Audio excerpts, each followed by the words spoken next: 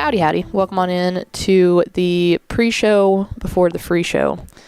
I do not know if Tepper can hear me yet. I can hear you. I intentionally did not turn on his microphone yet because he was scavenging. I don't know what you're talking about. I've been here the whole time. You're out of breath. Whatever.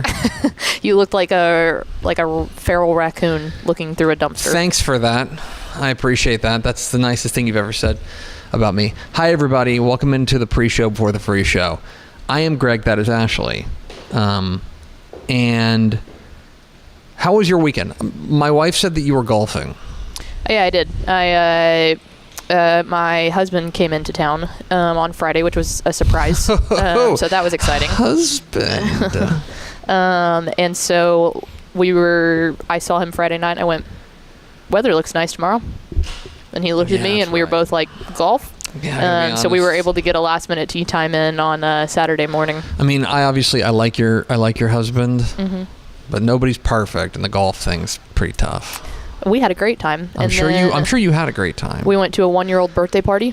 That was fun. A 1-year-old birthday party is a jam. That was a lot of fun. I actually, truth be told to the people, I was standing in the aisle of Walmart post golf at about I would say like 11:15 maybe on Saturday morning, and I'm standing there and I realized that both my husband and I didn't know what a 1-year-old boy would want for their birthday. I had suggested like some books, but we also wanted to get him something that, would be fun to play with, not just a book. And so I was like, I know who would know the answer to this. And so the person who cosplays closest to a 1-year-old boy in your life. Correct. And I was like, I'm going to call Tepper. So standing in the aisles of Walmart on Saturday morning, I was like, Tepper, what do parents want for a 1-year-old boy birthday present? Yeah. And I told you that it was, there's a little cord in the way of this lens, by the way, as I'm just speaking to our PAs. Is there? Yeah. The cord of this thing is in front of the lens. I think that's going to be a problem. I don't think you can see it. Well, never mind. No, now you can see hands. Anyway, so I told you to get anything that rolls, like any sort of like something like that. Yeah. What did you guys end up going with? Yeah, we got a sick little truck thing. It was kind of like a hell yeah, brother. Dump truck, and it did make noise. I know that was kind of on the fence, but it wasn't loud noise, and it wasn't like you would press it and it would go on forever. It was just like if you press the little horn, it's gonna say beep, and then it's done. If you wanted to, like, I don't know, it's a real measure of how much. Oh, now I'm moving. It was a real measure of how much you like your friends. As to like. For example, if you got invited to this party and you like secretly hated this person, like the parents, get him a drum set. I was just fixing to say there was a drum set and Brian goes, ooh, drum set. And he goes, nah, not these friends. No. These friends. And it wouldn't be because we don't like the other friends. It would be because it would be the most maniacal, funny, like type of thing that we can do. And I have friends that I like to troll. Yes. That's not because I don't like them, because I like them a lot. That would have been, I don't know. If you, like, for example, if you had, if like, for example, you had gotten Max a drum set. That would have 100% been on purpose. That would have been, in my mind, an act of war. Yes. And that's what's funny is, like, I can tell you, like, when the day comes, if the day comes that Mallory Hartley becomes a mother, the loudest possible toys are going to her children. Just full send. Which she can't really hear anyway, so I don't feel too bad about that one. I would feel more bad for her future husband. But yeah, drum sets are coming for the future Hartley / whatever she is children. Yeah, that's rude of you. But awesome at the same time. Okay. Well. I know it's going to be returned, and mine's probably going to be, honestly, mine would probably just be returning the favor of hers. Yeah, I don't get it. How was your weekend? You were solo dad this weekend. Yeah, my wife had a thing this weekend, and so I was in dad mode, and we vibed. We had a great, vibe. I took Hank's elementary school carnival was this weekend, like the PTA carnival. Those are fun. Did we get a snow cone? There was no snow cone. No, and actually, and here's the thing: it was advertised. And I think my God. I think the snow cone truck, snow cone propaganda. I think the snow cone truck like ghosted the elementary school. Oh, dude. I have connections within the PTA. That's a brag. And they told me that they were planning, and they told me that a prominent snow cone vendor around these parts was supposed to be there and just didn't show. Oh no! Right? And so we get there, and I actually like the way they did it, which was basically you pay for a wristband. A wristband is a flat fee, it's like $10 or $15 or something. But that gets you basically everything, with the exception of you got to buy food, and there are a couple of certain like specialty events that you have to pay for, okay. right? So it's fine. We end up making a donation to the PTA, whatever. But one of the things that you could pay for, and it was for $1, Ooh. And this was a big thing for Hank. For $1, you could pie your teacher. Okay, and so what they did, and shout out to the local high school who's like football team and cheerleaders and stuff were all volunteering to help make this thing happen. But they would, like, for $1, they would bring you like a coffee filter and put oh, they didn't actually do the pie tins? And no, it wasn't the pie tins. And we're not that we're on the blue collar side of town. We don't have pie tin money. Mm-hmm. Put in some whipped cream. And then they did make you throw it. And so Miss Thompson, Hank's teacher, was there. And she's very, very sweet. And Hank really wanted to do it. And I said, okay, we got to be gentle. And he was. But they give you 3 like little things to throw.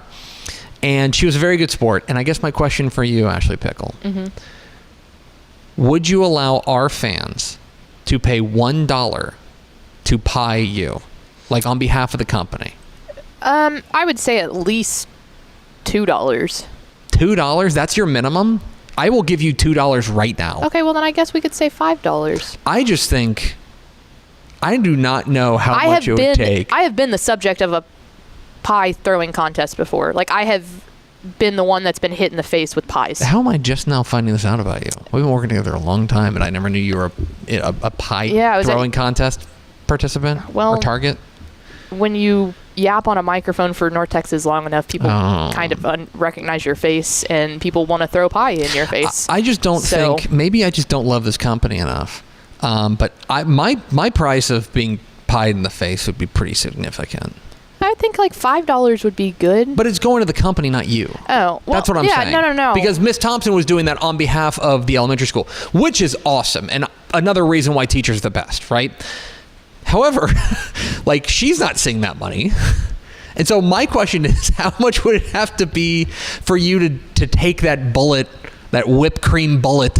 Well, I wouldn't want it to go to the company. I would say that we should, as a company, donate it to charity. And then I would be very willing to do it if it was just like, I guess that it just goes to our bottom line. Like, what would be if you want? No, okay, I would want to do it. If you want to add a subscription tier that includes, you get to pie Ashley Pickle in the face. Yeah, that I wouldn't want to do. But if it was going towards the office in a fund, as in like, oh, we get to go do something, or we can get like NBA Jam brought in here, like, I would absolutely get pied in the face for $5 if it meant that we could get NBA Jam. But if it's just going to the company bottom line, like, I like the company, but I would rather just sit here and talk and get people's money. I need you to think this through, though.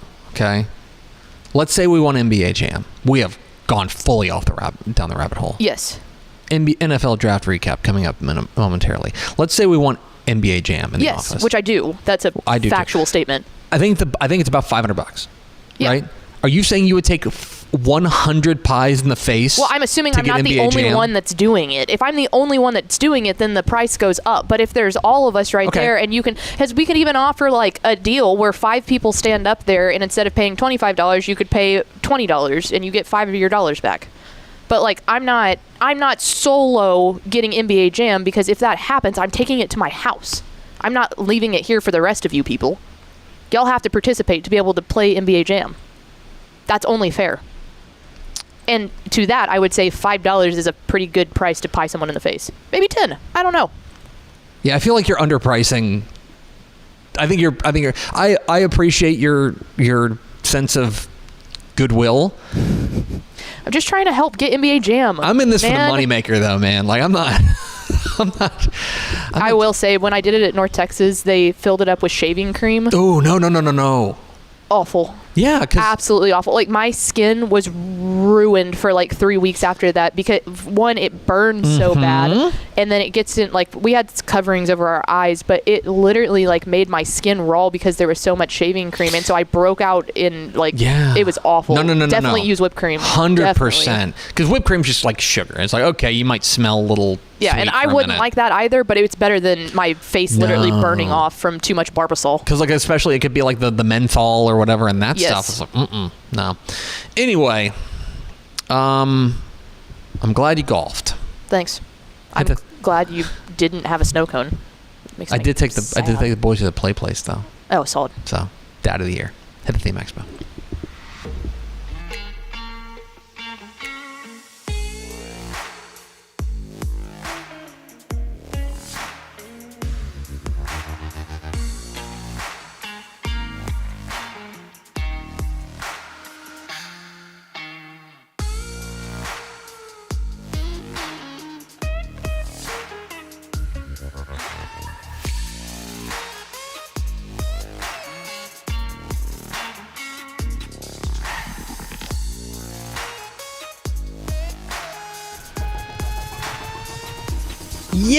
Yes, y'all. From the new Dave Campbell's Texas Football Mothership here in beautiful Lewisville, Texas, it's Texas Football Today, a show that just avoids shaving cream on its face. My name's Greg Tepper. I am the editor-in-chief of Dave Campbell's Texas Football on TexasFootball.com. Thank you for spending part of your day with us. Whether you're watching us live at TexasFootball.com, on Facebook, on YouTube, on Twitter, all of those places, or you are listening to us on the podcast, which you can subscribe to on the podcast vendor of your choice. Either way, thank you for doing your part to support your local mediocre internet show. I am sitting over there at the helm today, making us sound good. She is the Duchess of the Dorks. She is Miss 305. She will let you throw a pie in her face for $5 if it means she can play NBA Jam in the office. She's Ashley Pickle. That is a factual statement. Okay. Cool.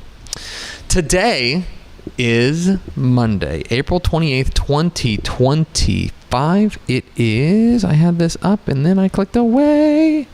It is 213 days until Thanksgiving. Happy birthday to U.S. President James Monroe. Happy birthday to James Monroe. Is he like a cool one? I can't honestly say question. That I'm like super familiar with the good doings of died on July 4th, which is a real douche rock thing to do. Yeah. He went down just as our independence went up. He was the last president from the Virginia dynasty. He was appointed minister to France. I don't know. Oh, he did die in office. Or no, he didn't die in office. He was the final founding father to be elected to office. So, I don't know. We're going to give James Monroe a B-. It seems fair. It's episode 1855. On today's show, folks, we got headlines from across the state, including, a lot of Texas in the NFL draft this weekend. We'll talk about that, including, and then some rather surprising coaching changes, especially for this time of year. We'll talk about that. And then back half of the show, it's This Week in Barbecue. Yeah. With Greg Powers, our director of recruiting. And you might be saying, wait a second, I thought they do a segment called This Week in Recruiting. And that's a great thing for you to know. And I appreciate you knowing. Thank you for knowing that. And also, Greg Powers went to the Texas High School Barbecue State Championships this weekend. And I just have a lot of questions. So we're going to answer them. Right here, it's going to be sitting at this desk. We'll talk barbecue coming up here with Greg Powers. Do we have first four through the door? We do. I also forgot that James Monroe was the one that did the Monroe Doctrine, which makes sense, which was kind of not cool. So maybe C. Okay, we're downgrading. Yeah. All right. Not feeling James Monroe. All right, we are hereby downgrading. I have an announcement to make. Like, they made it to where basically he was like, yeah, we can come over and steal all this land, but then after we're here, no one else can come over. Presidential rankings. We're going to go to the rankings here. According to the 2021 Presidential Historian Survey, James Monroe. He warned European nations that the United States would not tolerate further colonization or puppet monarchs. 1, 2, 3, 4, 5, 6, 7, 8, 9, 10, 11, 12. Comes in 12th. Ahead of Woodrow Wilson, behind Lyndon B. Johnson. So again, I'm going to say B-. Okay. I guess that's fair. What's up? Well, who do we have first four through the door, or is it just all U.S. presidents? Is Rutherford B. Hayes one of the first 4 through the doors? No, jersey number 69 is, though, and I would vote jersey number 69 for president any darn day. Lal Good, Kyle Ramsey, and Ed McElroy. Welcome in, fellas. Welcome in, friends. We do appreciate you spending a little bit of your day with us. All right, we got some headlines from across the state of Texas, and we're going to start with the big football doings across the big news in the football world was, of course, the NFL draft, which went on in Green Bay. Do you watch any of the draft? Yeah, I did, actually. I watched it while we were cricketing. This is just an aside, and this is probably my biggest old man take. Well, one of them. You guys know that like the NFL draft is just like, it could just be a conference call. But people love spectacles. People love spectacles. I was going to say, you're going against what we say on this show, which is people love spectacles. You're absolutely right. You're not wrong. I'm just going to call your bluff real fast. Just saying, as somebody who covered the Major League Baseball draft, by which I mean I dialed into a conference call and listened to Tommy Lasorda read out prospect ID 14897. I bet you Little Tepper thought that was cool, though. Anyway, the NFL draft was this weekend, and Texas high school football was all over it. In fact, Texas high school football opened the NFL draft, pick number 1.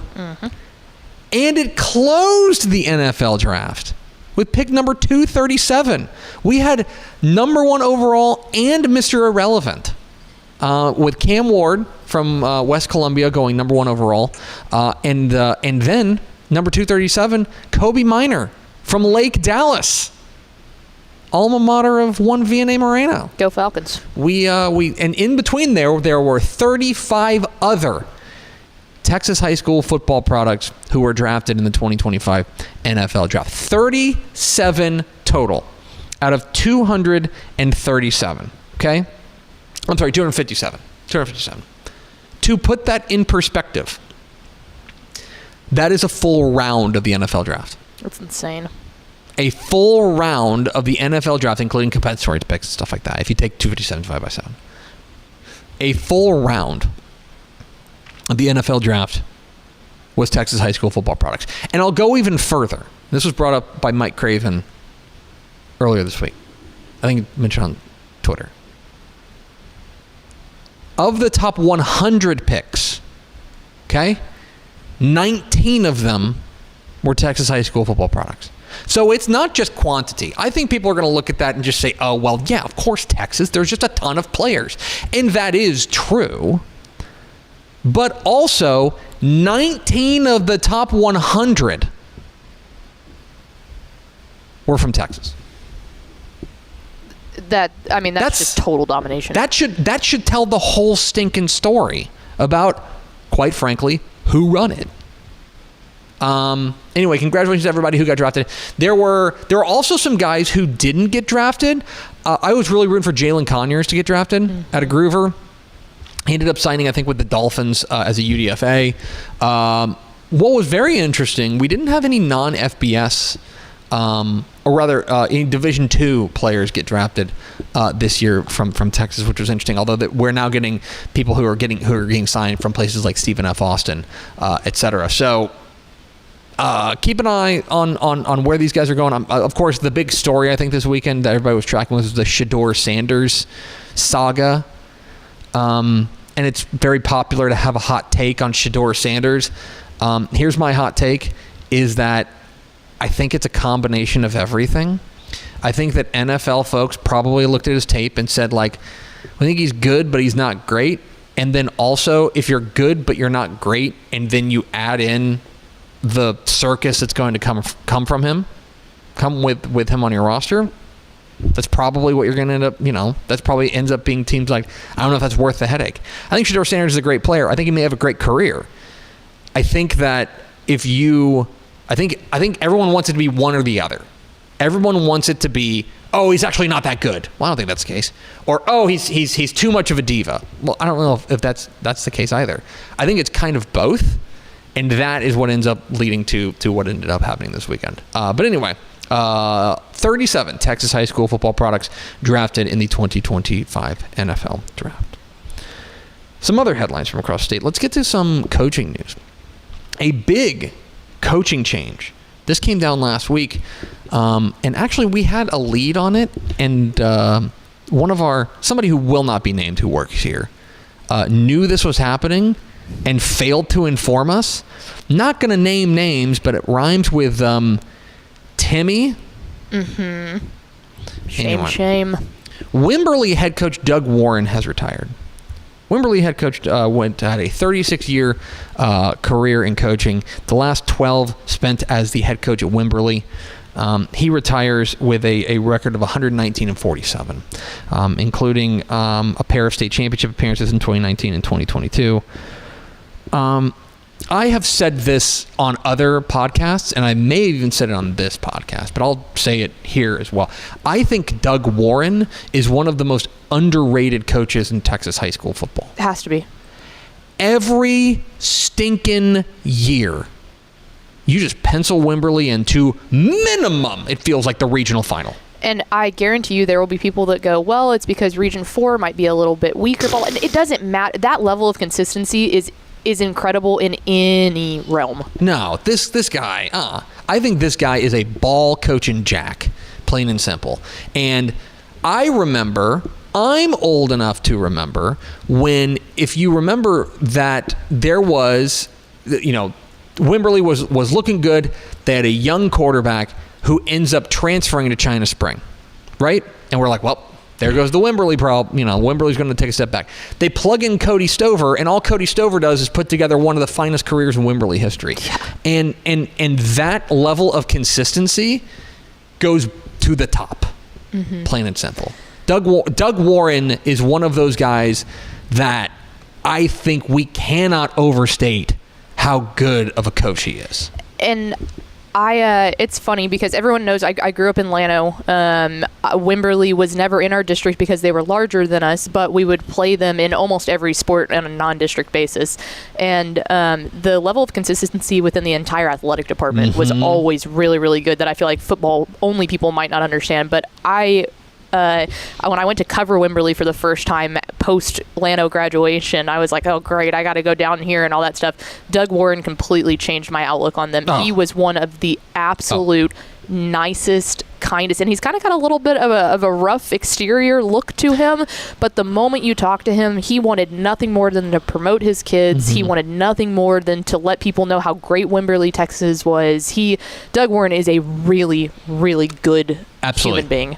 Great coach. I was sad to hear that he was retired. Happy for him. Sad to hear it. Great coach. Great dude. And by the way, Matt Stepp talked to him for us for an article on TexasFootball.com, and I just want to read the final quote here. Quote, "Maybe I'll jump on Texan Live and broadcast some games if Ashley Pickle will let me." Coach Warren, you have absolutely, anytime you want to grab a headset and call a Wimberley Texans game. I know our guy Jared would love that down there, so I would love to have Coach Warren on. You're making deals. Congratulations to Doug Warren on his retirement. Elsewhere, go to the Houston area, where Cy Park has made a hire, their second ever head coach. Greg Rogers stepped down, and they have gone and hired Clear Lake head coach Donald Lawrence to be their next head coach. He is no stranger to Cy-Fair ISD. He's coached at Langham Creek, where he was an offensive coordinator. He was also he had three separate coaching stints at Langham Creek. He's also been at Brownsville, Porter, College Station, bounced around. He has been the head football coach at Clear Lake since 2023. Now moving over to take over Cy Park. Those Cy-Fair ISD schools are always kind of hard to get a read on. I think we really take for granted programs like Cy-Fair, which are so steady and consistent. The rest of Cy-Fair ISD can be a little bit up and down. If you remember, Cy Park, back in their infancy, had a couple of legit FBS dudes who kind of elevated them and made them, really, really strong. They have since moved on, and I think they were kind of in a talent trough the past couple of seasons. For a guy like Donald Lawrence to come in who understands how to deal with not only Cy-Fair ISD, but also now he has 2 years of head coaching experience in a multiple school ISD. I think that is going to be really beneficial to him and for Cy Park. So Cy Park has a new head coach in Donald Lawrence, and Clear Lake will be looking for a new head coach. Elsewhere, Waco University has made a hire, and it is they have promoted their defensive coordinator, Charles Foster. Charles Foster has been the interim since mid-March when K'Ron Johnson left to go join the staff at Baylor. They are going from a guy who left to go to Baylor to a guy who was who played at the University of Houston. This was a guy who played collegiately at University of Houston. He's a Cameron Yo guy, so he's a Central Texas guy. Now getting an opportunity to run there at Waco University, as Waco U has promoted their defensive coordinator, Charles Foster. Elsewhere, and I actually, believe it or not, I got to do a little bit of writing, a little bit of breaking news on TexasFootball.com. I could have scooped you on this. Me? At Fort Stockton? Yeah, I got the email. Oh, okay. I got the press Fort release. Stockton. Which I don't know how I was included on that, but I got it. But did you make the connection is my question, okay? Because Fort No, Stockton, I did not. Here's what happened. Is if we get an email, a press release from Fort Stockton ISD that they have hired TJ Howell to be their next head coach. And, of course, he goes in and he replaces Jeremy Hickman. Jeremy Hickman, who left his alma mater to go back and be the head coach there at Cy Woods in the Houston area. Okay. TJ Howell, my spidey senses start going off. I'm like, DJ Howell? There are two DJ Howells? Sure enough, there ain't. DJ Howell is probably best known for taking Miami, the six-man team, to their best year in program history, essentially. Back in 2023, took them to a 12-1 record. He was the Amarillo Globe News six-man coach of the year. So 2023, after that, doing fantastic things at Miami, he leaves and goes to Sterling City. Sterling City for 2024, if you may remember, they are making that transition from 6-man to 11-man, right? So he's kind of going and making that transition in the small schools. Now he will get an opportunity to go and be the head coach there at a 4A program in Fort Stockton. He has plenty of experience in the 11-man ranks. He is from Oklahoma, I believe, originally, but he's got plenty of experience there at Meeker. He was assistant at Tulsa Edison and Broken Arrow, which in the world of Texas high school football that I swim in, you know about a couple of the biggest schools in other states, right? Bishop Gorman, I think, in Nevada and things like that. Edison and Broken Arrow are among those teams in Oklahoma that you know about, and so he's got plenty of 11-man chops as well. He will now be the head coach there at Fort Stockton, where, again, can't stress this enough, they are the Panthers and not the Roadrunners, and that is not correct. Okay. Elsewhere, on TexasFootball.com, we had some news that the UIL is instituting a couple of rule changes. Specifically, they will allow for limited use of play calling wearable tech. And so let me back up on this. The UIL and Texas high school football within the UIL uses the NCAA rule book as their baseline.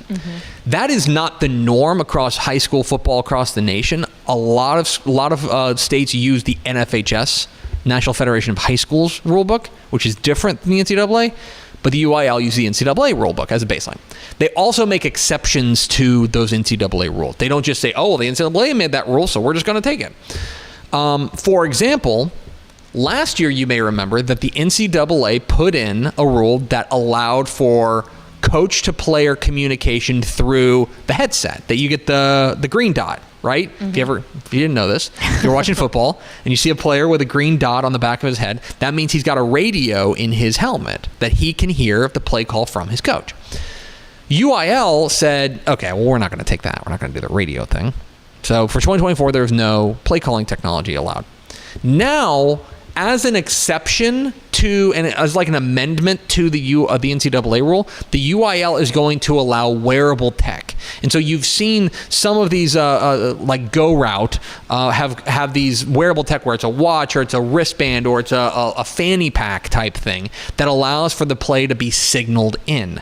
Coach-to-player communication will be allowed through one-way wearable technologies. Now, I think that one thing that's very interesting here, so it's not there's no radio communication. It's going to be on the wearable tech. What is very interesting, though, is that there is still a UIL rule against technology on the sideline. So you can't have the iPad on the sideline. You can't have those types of things on the sideline. They have to be in the coach's booth. So the play will have to be signaled in. If you're going to use the wearable tech, it will have to be signaled in from the coach's booth. It cannot be signaled in from the sideline. That's one thing the UIL made very clear in this thing. So that's a relatively new change, relatively big deal. They will allow it to communicate in-game calls. So keep an eye on that. The other thing that they allowed is they are allowing the Guardian cap. If you've seen players in the NFL and in college football who wear like the extra layer of kind of padding on their helmet, the UIL is going to allow that in 2025. The only rule there is I think they have to get a waiver because it is technically like a uniform change. Yeah. As well as it has to be the same color, base color as the helmet that you're wearing. So, which that makes sense. If your team is wearing white helmets, you can't have a black Guardian cap. So that's the big headline there. Those are two rule changes coming to Texas high school football in 2025. Finally, a moment to honor a Texas high school football legend, a Texas college football legend. Steve McMichael has died. Steve McMichael died this week. He was 67 years old. He'd been very famously battling ALS, Lou Gehrig's disease, for the past few years. He recently got inducted into the Pro Football Hall of Fame. He is a product of Freer. He was a Freer Buckaroo. He also went on to the University of Texas, where he was on the cover of Dave Campbell's Texas Football back in 1979. He was on the cover of Dave Campbell's Texas Football. Mongo McMichael, he was known as an absolute. He was also known as having one of the very best personalities in the game, aside from being just a hulking, menacing defensive lineman who was a big part of the Chicago Bears 1985 Super Bowl team. Was also known for having just a big personality. He was in the movie Blazing Saddles. He was nicknamed Mongo after the hulking cowboy who knocks out the horse in Blazing Saddle.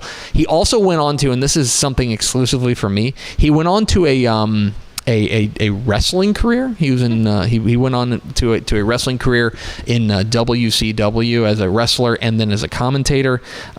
He was also on he played 6 varsity sports at Freer, including hitting .450 for the baseball team. Good Lord. So just an absolute star in every way, and a Pro Football Hall of Famer now.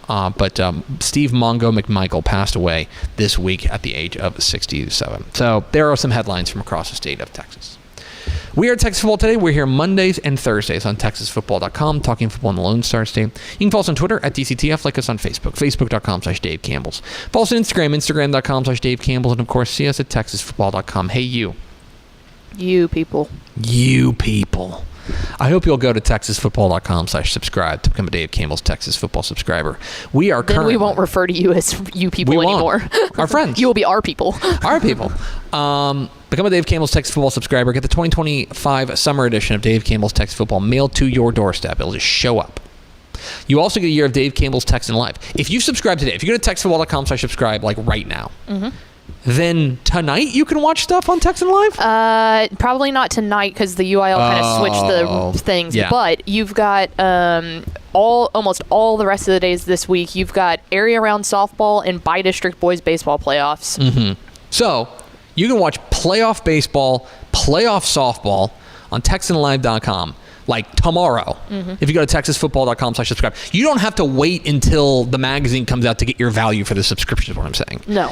Go to TexasFootball.com/subscribe. Makes a great gift as well. Mother's Day is coming up. Yes.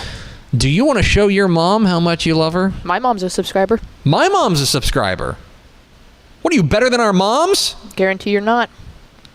Go to TexasFootball.com/subscribe for our mothers. Coming up here in just a moment, Greg Powers talking recruiting, or maybe not. Our review of the Texas High School Barbecue State Championships with our chief barbecue correspondent, Greg Powers, coming up after these words from these valued partners. Hi, I'm Jennifer Potter, Executive Director of Be Well Texas. Too many people are struggling alone these days, and alcohol and drug deaths are increasing. We started Be Well Texas to offer high-quality, science-based addiction treatment and recovery services anywhere, even at home. We provide compassionate, caring support virtually or in person. In many cases, there is no cost for treatment if you don't have insurance. Really. Welcome to Be Well, Texas. We're glad you're here. Hey DFW residents, get your grocery essentials in minutes, not hours or days, with Wing Drone Delivery. Forget about last-minute trips to the store when you need things like cereal for breakfast before school, medicine for a cold, or snacks for a movie night. Wing's drones get you quick, no-contact delivery in as fast as 15 minutes. Say goodbye to last-minute grocery runs and say hello to more of your valuable time. Sign up today. Joined out here by Hayden Gunner at Denton High School. Man, it's a big day for you. You got your decision coming right now. After a lot of thinking, with the family talking, stressing out. Let's see exactly where Malik Hawkins is going to be heading. First off, I want to start by thanking God. Without him, I wouldn't be anything. I wouldn't be blessed with all these opportunities. He's got 5 schools he's choosing between. We're about to find out who it's going to be. Got your teammates, coaches, family, friends surrounding you, so you couldn't have a bigger stage right here to announce it on. So without further ado, we're going to go to the man right here, Kobe Foreman. Who's it going to be? I will be attending. I'll be committed to the University of Oklahoma. University of Texas A&M. Stanford University. The University of Oklahoma. Yeah.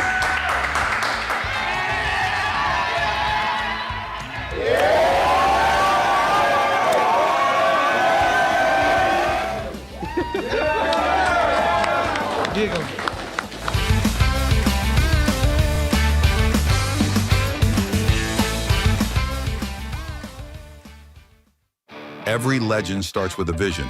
For Dave Campbell, that vision was clear. Tell the story of Texas football like never before. In 1960, he built something no one had before, a magazine that became the Bible of Texas football.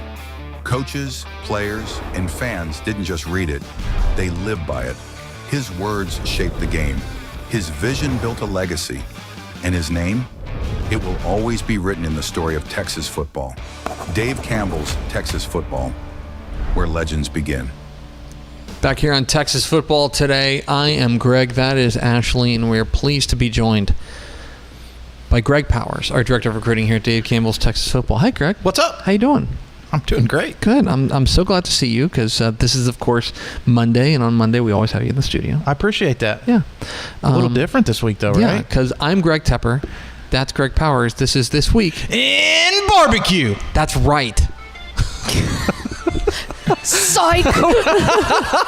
Got him.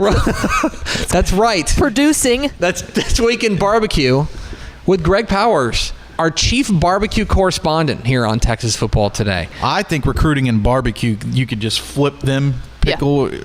They fit together, right? Like, it could be This Week in Cruton, it could be This Week in Barbecue, but I just wanted to say barbecue. Well, to be fair, there are scholarships for them to continue on their education to the next level, so, like, it is the same thing. It does feel like there's a lot of, like, overlap between, like, the skills it takes to be a great football player and the skills it takes to be a great barbecue artist, which is what I'll refer to, or barbecue pitmaster. There's some crossover. What are the people who are the barbecue teams like to call themselves? Like barbecue athletes? You know, I actually struggled with that this weekend in my mind as I was, competitors. Like I was talking to I said student athletes. Yeah. That's what I said. Yeah, competitors, student athletes. I think they're athletes. In a certain way. I felt it like an athlete. I know that. Because you were, to give people some background, you were in Granite Shoals, Texas this weekend for the Texas High School Barbecue State Championships. How many years in a row is this for you now? This is my 5th year in a row. That's awesome. And so you were down there, as our correspondent. Thank you for your brave coverage here. And so, first and foremost, because we went to the first one, we were kind of helped. We were there when you had your gateway drug, right? Yep. You helped cause my addiction. Atlanta in 2021. How has it changed since the first time you went? Well, this is a new location this year at Granite Shoals. They were been in Round Rock at Del Diamond over the last couple years. The barbecue championships has continued to grow in popularity. I think this was the largest amount of teams that they've ever had. They had 114 teams qualify this year. 109 teams competed. So High School Barbecue Inc., the Schoenfelds over there do a tremendous job running the event, and it's just like a labor of love for the board members and all the teams that compete. To get to state in barbecue, you have to qualify, and there's a lot of work and a lot of time invested. You can't just smoke a brisket really fast. No. So there's a lot of early mornings and late nights that the kids put in to be really good at this.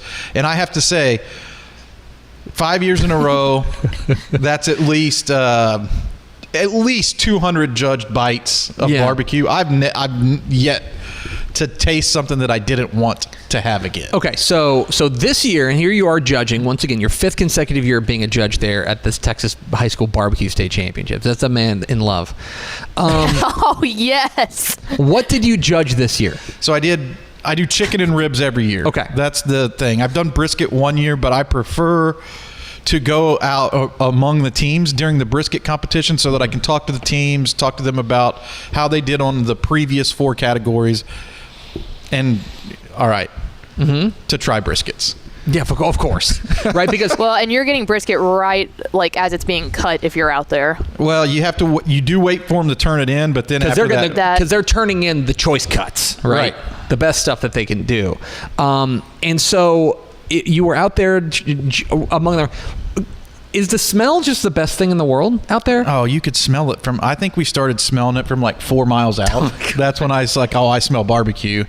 When you pulled up, and Pickle's familiar with the area, when you pull up to there, you're kind of dropping in, so you can see the park. So you could see the smoke and the barbecue and the tents from a little bit of a distance, and the anticipation was really building up. And I thought the park did a tremendous job with hosting the event this year. I loved the layout because it was easy to get to the teams and the judging. You didn't have to walk as far for me personally, so I got to interact with a lot more teams. And right here you're looking at last year's state champions. This is Ingleside, and this is the hardware that they took home for winning grand champions last season. Let's go. That is amazing. Okay, so tell me about these rigs, because I've got a smoker at my house, but it's nothing special. You're looking at these like rigs that these guys are bringing out, and these are like professional grade.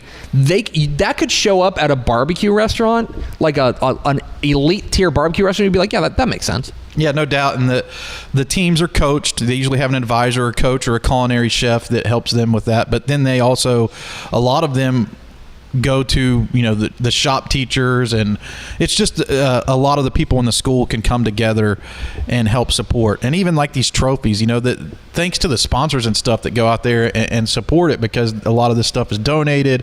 Nolan Ryan donated the meat, so there was some pretty cool stuff that former Texas Rangers pitcher there. Yeah, I'm familiar with his work. Okay, so you judge the chicken first, right? Yeah. Because they start off with, if I remember correctly, like beans and dessert goes first before they start getting into the meats. Yeah, dessert goes first. It's the easiest or the quickest to prepare. Then beans, then chicken, then ribs, then brisket. And I've learned something new to bring home to the guests of the fans of the High School Barbecue Championship. Something I didn't realize before. The teams have a lottery system to which they are allowed to pick their meat. Right? Oh, wow. So 1 through 109, you pick a token, and that token allows you to go first or 109th. And when you're 109th, it's whatever's left. Slimmer pickings. Right. So there is some luck that's involved too on where you get to pick, and some talent and skill and just being able to pick out the right cuts of meat. Right, because we talk about like I think people may know this, we've mentioned on the show, like Texas Tech is like a meat judging like juggernaut in collegiate meat judging. But Lano was national championship 3 out of the 4 years I was in high school. In meat judging? So there's an element of skill in that too, of being able to look at something and be like, that's the one that's going to produce the best product. Right. And some luck as far as like if you're first, then you can choose among any of the briskets. They didn't win this year, but Ingleside got the 5th pick. Oh, wow. And they were the returning champions. Oh, wow. But if you're the returning champions, you could have your cook could have been a senior, or your cook could have been a freshman. Yeah. You could be. How big are these teams generally? I think they're 5-people teams. Okay. I don't know if there's a maximum amount. I think there might be. I think you're allowed to have. I think it's a 5-person max. It does get into the literal too many cooks in the kitchen. I have to check my barbecue notes to see. And they also have, one of the things that I think is very interesting. These teams, the way these things are judged, you have the individual one that you can have the best beans and you can win first place in beans, but then there's also an all-around champion, correct? And there's all-around awards that are inclusive of all of the categories. Well, you never know who wins the individual categories. I talked to the Ingleside gentleman that cooked the winning brisket last year, which I didn't know. Oh, right. Like, because you don't know as a judge, the boxes come in numbered. You don't know who you're judging. So this is under lock and key. It's big secrecy because you don't want to show any preferential treatment. And that's also why you can't come and judge briskets after you've already tried the briskets. Right. Oh, yeah, that makes sense. Because then you might be able to recognize, that tastes like Ingleside or that tastes like Llano. So you want to keep your hands clear of that. So you really don't, like, just think, you go out and you pick and you have to get a big chicken. What if you had a giant chicken and you had to cook it compared to a smaller chicken? So there's an advantage there for sure. Okay, let's talk. I want to go category by category here because you judge chicken. Yep. How many chickens did you try? 10. And you graded on a scale of 1 to 10, basically. 1 to 10, and 1 is like. Inedible, 1 is inedible. I would say 1 to 4. You're probably spitting it out. Right. Okay. 1 to 4 is spitting it out. What was, of the 10 that you tried, what was probably your average score on the chicken? 7. Because I had 2 5s this year. You had 2 that were just like, that's not for me? Yeah. Okay. 2 5s. 1 was dry, 1 was a little undercooked. Okay. And that was the flavor was kind of on, but the judging was tougher because of that. And I only had 1 10. Last year I had 3 10s and chickens, and this year I pulled off 1 10. You had 1 10? Lowered my average a little bit. Okay. So then... let me ask you a question. Then what was special about the 10? Like when you are now seasoned at this, is it just an I know a 10 when I taste it type thing, or was there something specific about that you're like this is a 10? I think what makes it a 10 is that it's definitely something that you would recommend to anybody, and you would say, hey, you know what, you have to try this. As a matter of fact, I think when you try 10. And you can see in some of the photos, maybe, I think I try to purposely put like the one that I thought was the 10 that I judged, and here a photo of my reaction to it, kind of, because like it brings a certain joy to if you love to eat barbecue. Then it's just hits on a different level. And I would say that the texture is very important, and the flavor, the smokiness of it, and honestly not being over salted. Is that the look? I think that's it. That's the 10. That's some excellent producing right there. That's how you know. That's a 10 look. That's a 10. That's a 10. There's your answer to your question. Shout out to Rebecca Powers, by the way, our chief photographer as well. Okay, so then let's go to the ribs. And the ribs... This is my favorite category, by the way. The ribs are? Definitively, easily. Then tell me about because you had 10, I presume? 10 more ribs? How do we feel about the ribs this year? Well, first, I feel like I'm more qualified to judge ribs. Because I'm pretty good at smoking ribs. Like I've had your ribs before, so I can make some ribs. But the ribs can vary so much because West Texas uses a completely different type of wood, and East Texas uses, you know what I mean. So you really have a lot of different flavors coming together. It could be cherry wood, maple. You can experiment with all your rubs on top of the meats, and the ribs are my favorite because you're probably going to get more good bites. You know what I mean? Like I would say my average on ribs was probably 8.2. Oh, wow. And you don't have to do a dry rub or a wet rub, right? Not rub, but right. Sauce. You can inject it. You can, I mean, they're not going to brine it because there's not time. I think they pick the meats up. The way I calculate it in my head to smoke a brisket, they get like 6-7 hours max. Okay. Probably a little bit less than that, I would guess. And so you had some 10 ribs? I had 10 ribs. You had some 10s? I had 3 10s in ribs. 3 10s. Wow, you were living. And there was one, and just because one's a 10 and another one's a 10, 1 10 could be better. Right. 10's the max. Yes. Right. Right. Yes. So I had 110 out of the 3 that if I could have rated it a 20. Really? Oh, wow. It was like among the best things I you've think ever that eaten? was the photo. Yeah, it was among the one of the best things. Like when you say that, I'm thinking like that's one of the best things you've ever eaten. I'm going to use Llano Pickle to explain this. Okay. This is a good segue to where we can talk about Llano a little bit. The brisket that Landon Morrison from Llano cooked me that I tried at the end, better than any brisket that I've had in a restaurant. Wow. And Llano didn't place in the top 10, and I know you go through all categories. But that one bite of brisket is a bite that I'm going to be chasing for the rest of my life. That's awesome. Right? Like I'm never going to be able to try that brisket again. Yeah. And it's right up there with the Rockwall brisket that I tried 3 years. Rewind the tapes. 3 years ago, I had a brisket from Rockwall. Well, I found out. So Rockwall placed, one of the Rockwall teams placed 3rd. I talked to the coach. I tried he was the grand champion of brisket that year, and I didn't know it. Oh, wow. Until this year. So I have tried the grand champion and didn't know it. And that is something that sticks in your brain. It's like, now you know. I mean, that's probably good context for you. If you can say, I now know what a grand champion brisket tastes like. Yeah, and there's a lot of tips. I mean, turn-in time is important because your brisket's going to taste different cold than it is warm. So it's going to be a little less salty at that point. So there's just like a lot of strategy, a lot of luck. It's a sport. It's strategy, luck, like rules, everything. I think the most difficult part from the 2 times that I went of looking at the brisket too was you've basically got to cut that entire thing up and then select the good one. So you're running out of heat there too, because it's like they take so long to cut them, rightfully so. And it's like, man, you're really having to choose which piece of meat looks the best. And the teammate aspect of it too, like the teamwork aspect of it, because when your team comes together, I imagine when you first, now trust me, I'm not getting up at 4 a.m. to watch this part of the event. I love the event, but 4 a.m. not that much. Recruiting guys are more likely to stay up until 4 a.m. versus getting up at 4 a.m.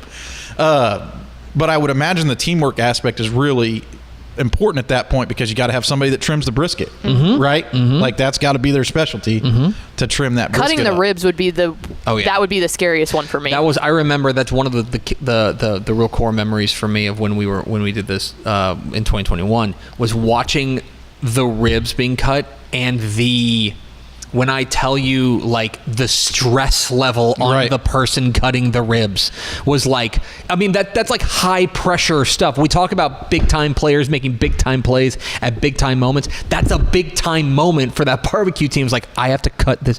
I know this is the middle rib. I know that if I cut this right, this can be a winner. I can't screw it up here. If you love Texas, this is an event you should try. Yeah. I mean, they do a tremendous job. Everybody involved is very wholesome. All the teams work so hard, and I never talked to one person there that didn't say, yes, sir, or yes, ma'am. Like, it's really, really impressive. Shout out to all the teams who competed, their coaches, and their parents for raising such a respectful generation. It really is makes you feel optimistic. Absolutely. Who won? I don't think I have the email. Oh, I sent it to your work. Oh, got it. Sent to my slide. All right. In 3rd place, from Rockwall High School, 205 Pitmasters, Dr. Gene Butin College and Career Academy, which I think is a magnet school there in Rockwall. They came in 3rd place. In 2nd place, OG Barbecue from South Lake Carroll. South Lake Carroll comes in 2nd place. And your winner, your grand champion of the 2025 Texas High School Barbecue State Champions, Bad to the Bone Smokers from Laredo, Alexander. Coming up from Laredo to take home the crown. Bad to the Bone Smokers from Laredo, Alexander, your grand champions of the 2025 Texas High School Barbecue State Championships. I got to think that I'm kicking myself because Laredo Alexander was right next to me for what could have been. I could have potentially tried the championship brisket, but they did a tremendous job. I love their setup. Their rig looked really cool, and obviously they know how to smoke some meats. It was looks like a great time down there at the Texas High School Barbecue State Championship. Did they invite you back? I'm invited back, and I have a challenge for our listeners. Oh, right. Okay. One shot. If you're a Texas high school football coach Oh, yeah. and you're interested to go to the 2026 Texas High School Barbecue State Championships, get at me and see if we can make this happen. I'm going to try to see if there's one coach that wants to go that we can make it happen. I know that this invite will get heard. Yeah. Let's see what it'll be fun. Let's see what and make sure that you enjoy, like, barbecue's your thing, right? Like, you want to test it against your own self. If you're a talented barbecue chef, let's roll down to the championships together and give it a go. Okay. He's Greg Powers. Aside from being our director of recruiting, he's also our chief barbecue correspondent. Congratulations again on another great year. Congratulations to you. Thanks for sending me down there, boss. You're welcome. Appreciate that. I really appreciate that. Let's go over to Ashley Pickle from America's second favorite segment. Final thoughts. I can't top that. That was fantastic. That's going to do it for us. Thanks for spending a little bit of your day with us. Follow us on Twitter at DCTF. Like us on Facebook, facebook.com/Dave Campbell's. Follow us on Instagram, instagram.com/Dave Campbell's. Of course, see us at texasfootball.com. For Ashley Pickle and Greg Powers, I'm Greg Tepper. Vince Young, please meet your Player of the Year trophy. We will see you Thursday on Texas Football Today.